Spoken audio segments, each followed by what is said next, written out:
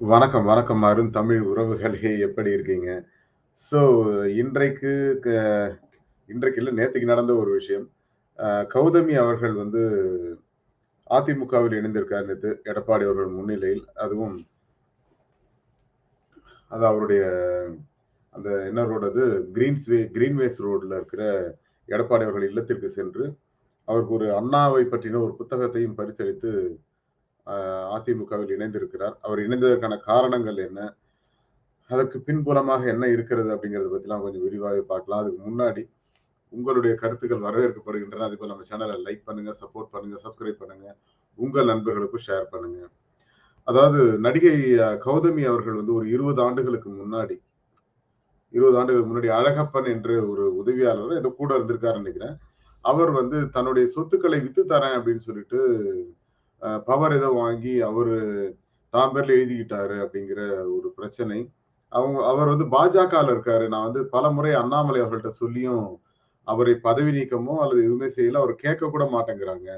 நான் பலமுறை சொல்லிட்டேன். ஆனால் வந்து அண்ணாமலை அவர்கள் கேட்கல. அதேபோல அண்ணாமலை அவர்களும் சில விஷயங்களுக்காக தன்னை அ சில விஷயங்களுக்கு அதாவது நீங்க பணம் கேட்டோ, இல்ல மத்த விஷயங்களுக்காக துன்புறுத்துகிறார் அப்படிங்கிற ஒரு இதோட வெளியில வந்துட்டாங்க. பட் அந்த அந்த நிகழ்வுகள் என்ன அப்படிங்கிறது தெரியாது. அவரோட இருந்து ஒருத்தர் இருப்பாரு. அமர் பிரசாத் ரெட்டியா? அவரு அவரு கூடயும் உங்களுக்கு ஏதோ பிரச்சனை. ஸோ அதெல்லாம் தாண்டி கிட்டத்தட்ட 20,00,00,000 20,00,00,000 30,00,00,000 சொத்துக்கள் வந்து ஏமாற்றப்பட்டு விட்டதாக அவங்க வெளியில வந்தாங்க கொஞ்ச நாள் முன்னாடி. பிஜேபி இந்த கடந்த அக்டோபர் மாதம் அப்படின்னு நினைக்கிறேன். ஸோ பிஜேபியில இருந்து வெளியே வந்தாங்க. அதேபோல ராஜபாளையம் அந்த எம்எல்ஏ சீட் ஏதோ குடுக்கிறதா சொல்லி, கடைசி நேரத்துல அத குடுக்க மாட்டேன்னு சொல்லிட்டாங்க அப்படிங்கிற ஒரு கோபமும் அவங்களுக்கு இருந்திருக்கு. ஏன்னா 2 முறை வந்து நாடாளுமன்ற சீட் தரேன்னாங்க குடுக்கல. இங்க வந்து கேட்டாங்க குடுக்கல. இதுக்கு மேல இந்த கட்சியில இருந்து பிரயோஜனம் இல்ல.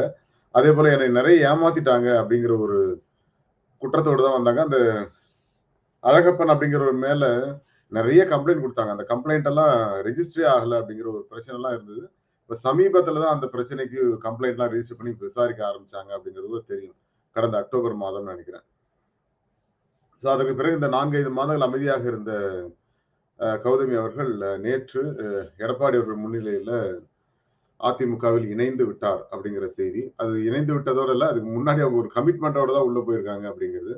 ஒரு நாடாளுமன்ற தேர்தல்ல அவங்க நிக்கப் போறாங்க அப்படிங்கிற ஒரு செய்தி. ஏன்னா நாடாளுமன்ற தேர்தல் நிக்கிறதா இருந்தா தான் கட்சியில சேருவேன்னு சொன்னாங்களோ என்னவோ தெரியல. பட் நாடாளுமன்ற தேர்தலில் அவர் நிக்கப் போறாரு. காயத்ரி நிக்கப் போறாங்களான்னு தெரியல. அது என்னது பாஜகல இருக்கிற பெண்கள் எல்லாம் வந்து அதிமுகல போய் சரணடைறாங்கங்கிறது தெரியல. ஆனால் ஏன்னா இப்ப நீங்க எந்த கட்சிக்கு போனா நல்ல பதவி கிடைக்கும் அப்படிங்கிற ஒரு பார்வை இருக்குல்ல. இப்ப திமுகல அது பெருசா அவங்களுக்கு பதவிலாம் கிடைக்க வாய்ப்பு இல்ல. ஏற்கனவே திமுக கூட கமலஹாசன் வேற இருக்காரு. கமலஹாசன் அவங்களுக்கு பிடிக்காது. ஸோ அதிமுகல போயிடலாம் அப்படின்னு சொல்லிட்டு அதிமுகவுக்கு சென்று விட்டார் கௌதமி அவர்கள். ஏன்னா மோடி அவர்களோட நெருக்கமாக இருந்தவர். ஏன்னா மோடி அவர்கள பேட்டி எடுத்தாங்க ஒரு தடவ ஒரு 3, 4 வருஷம் முன்னாடி நினைக்கிறேன். அதேபோல அவங்க சந்திச்சுட்டு நெறைய முறை சந்திச்சுட்டு வந்திருக்காங்க. அப்படி இருந்தும் ஏன் வந்து பிஜேபி விட்டு விலகுனாங்க? ஏன்னா அந்த அளவுக்கு அவங்க சொல்றத யாரும் கேட்கலையா? அப்படிங்கிற சந்தேகம் கூட எல்லாருக்கும் இருந்தது. ஆனால் இப்ப திடீரென நேற்று எடப்பாடி அவர்களை சந்தித்து அதிமுகவில் தன்னை இணைத்துக் கொண்டார். அதுல ஒரு மிகப்பெரிய ஒரு ஏமாற்றம் தான். ஏன்னா அரசியலை பொறுத்தவரைக்கும் அவங்க அரசியல்ல பெருசா ஒண்ணும் பண்ணலன்னு வச்சுக்கோங்க.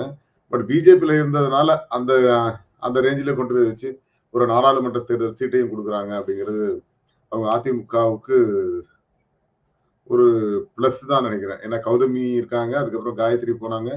எல்லாருமே அதிமுகவில் போய் ஐக்கியமாவதற்கான காரணங்கள் என்ன? இதுக்கு ஏதாவது ஒரு பதில் கிடைக்கும் கூடிய விரைவில். பார்க்கலாம். கௌதமி அவர்களுக்கு நாடாளுமன்ற தேர்தலில் சீட்டு குடுக்கிறதா உறுதி செய்யப்பட்டிருக்கிறது. இருக்கிற அந்த 20, 23 இடங்கள்ல அவங்களுக்கு ஒரு சீட் கண்டிப்பா கன்ஃபார்ம் அப்படின்ட்டாங்க. பட் காயத்ரிக்கு குடுக்க மாட்டாங்கன்னு நெனைக்கிறேன். காயத்ரிக்கு எம்எல்ஏ சீட் வேணா குடுப்பாங்க. இது குடுக்க மாட்டாங்கன்னு தான் நெனைக்கிறேன். பொறுத்திருந்து பார்ப்போம். நடிகை கௌதமி அவர்கள் இணைந்ததால அதிமுகவுக்கு ஏதாவது பலனான்னு கேட்டீங்கன்னா, எனக்கு தெரியாதுங்க. உங்களுக்கு ஏதாவது தெரிஞ்சா சொல்லுங்க. நானும் பார்க்குறேன். தேங்க் யூ மக்களே. Thank you all. Bye to everyone. Thank you so much.